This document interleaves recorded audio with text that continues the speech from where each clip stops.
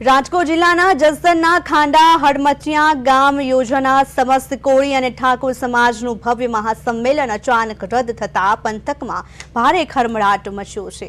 કોળી સમાજના આગેવાન મુકેશ રાજપરાએ પોતાના જ સમાજના કેટલાક રાજકીય નેતા પર ગંભીર આક્ષેપો લગાવતા દાવો કર્યો છે કે હવનના હાડકા હોમવાવાળા રાજકીય આગેવાનો દ્વારા ઇરાદાપૂર્વક ષડયંત્ર રચીને આ સંમેલન અટકાવવામાં આવ્યું હતું।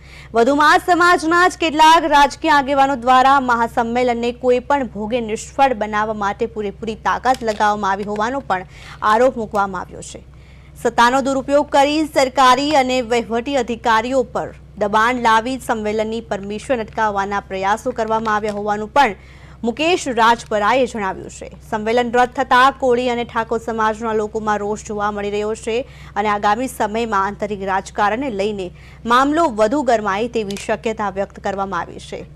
જસદણ મહાસંમેલનમાં અચાનક મહાસંમેલન રદ થતા ખળભળાટ મચ્યો છે, જેમાં મુકેશ રાજપરાએ ગંભીર આરોપો લગાવ્યા છે।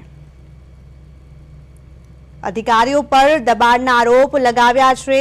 સમાજના નેતા વચ્ચે આંતરિક વિવાદ બન્યો છે, ત્યારે કોળી ઠાકોર સમાજમાં જેને લઈને ભારે રોષ જોવા મળ્યો છે।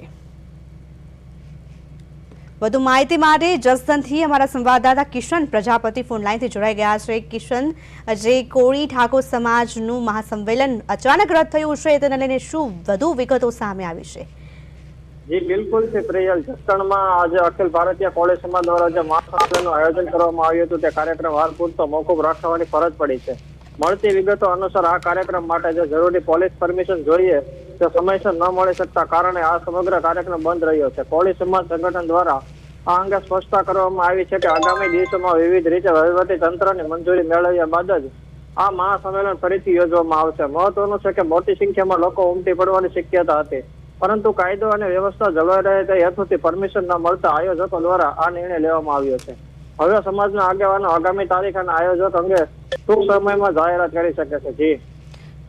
જી કિશન, સમગ્ર માહિતી બદલ આપનો આભાર।